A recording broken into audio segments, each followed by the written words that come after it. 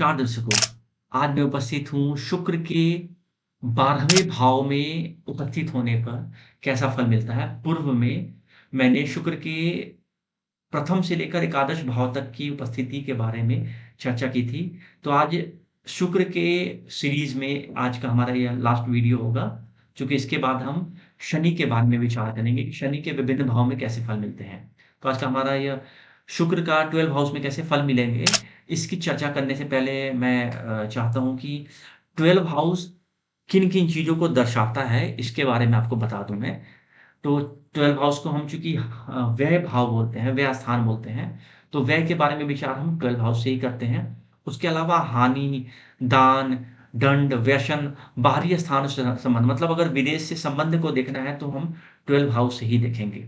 शत्रु का विरोध हो गया, नेत्र पीड़ा हो गई, चूँकि लेफ्ट आई को का जो इंडिकेशन है वो 12 हाउस से ही है। राइट आई को हम सेकंड हाउस से देखते हैं। फिजूल खर्चा, अतिरिक्त और आकस्मिक खर्च जो होगा, ये सब 12 हाउस से देखते हैं। सैया सुख को हम 12 हाउस से ही देखेंगे। मोक्ष और मृत्यु के पश्चात प्राणी की गति कैसी होगी, उसका ज्ञान भी 12 हाउस से ही करना चाहिए।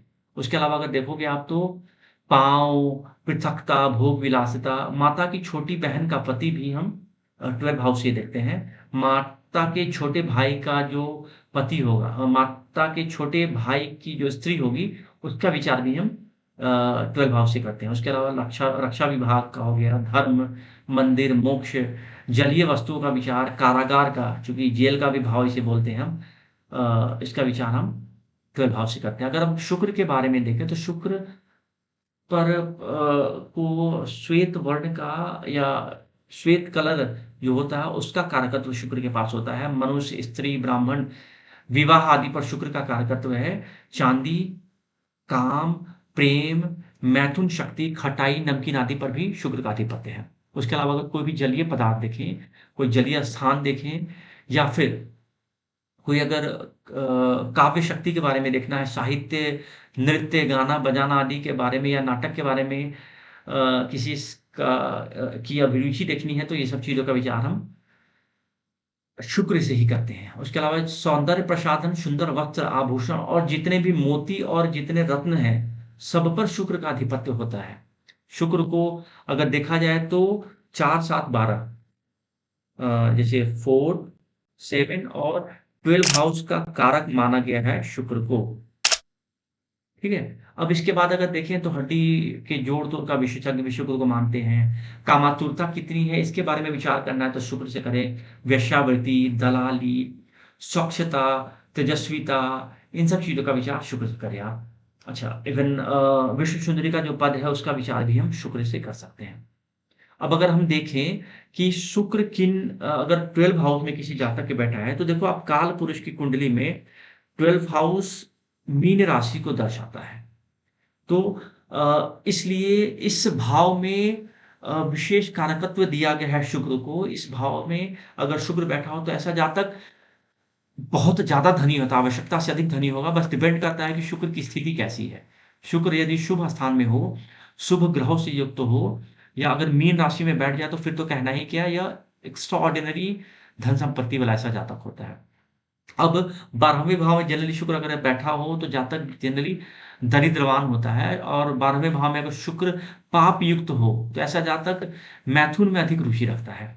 उसके अलावा अगर देखोगे तो यहीं पर शुक्र यदि 12वें भाव में कोई शुभ ग्रह के साथ बैठा हो तो जातक बहुत धनवान होगा, ठाट-बाट वाला होगा और जो उसे जो लग्ज़री चीज़ें उसे काफ़ी पसंद आएँगी, उस पर ही ऐसा जातक अपना पैसा खर्च करना पसंद करेगा। और ऐसे जातक को मानते हैं कि मृत्यु के पश्चात शुभ लोक की प्राप्ति होती है। अब यहीं अगर 12वें भाव में शुक्र पाप युक्त हो तो कहीं न कहीं उसे नरक लोक की प्राप्ति होती है मरणोपरांत।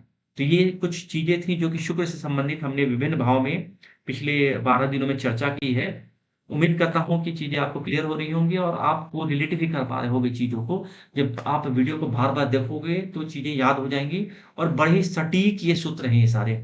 क्योंकि कई सारी चीज़ें तो मैंने खुद भी अनुभव की हैं विभिन्न कुंडलियों पर, इसलिए मैंने इन चीज़ों को मैंने सोचा कि आपके साथ मैं शेयर करूँ, ताकि आप भी उससे लाभान्वित हो सको।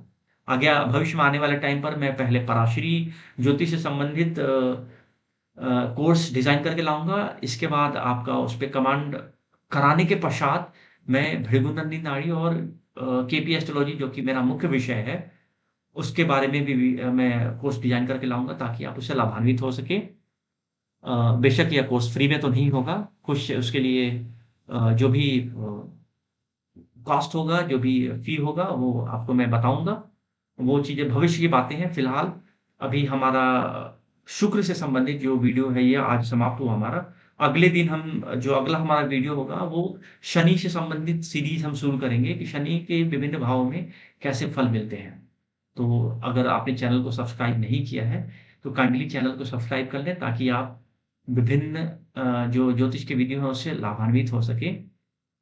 एनिग्मा इन एस्ट्रोलॉजी मेरे चैनल का नाम है और उम्मीद करता हूँ कि आप अभी तक मेरे चैनल को सब्सक्राइब कर लिया होगा आपने। और अंत तक मेरे साथ वीडियो में बने रहने के लिए बहुत-बहुत धन्यवाद। नमस्कार, जय हिंद।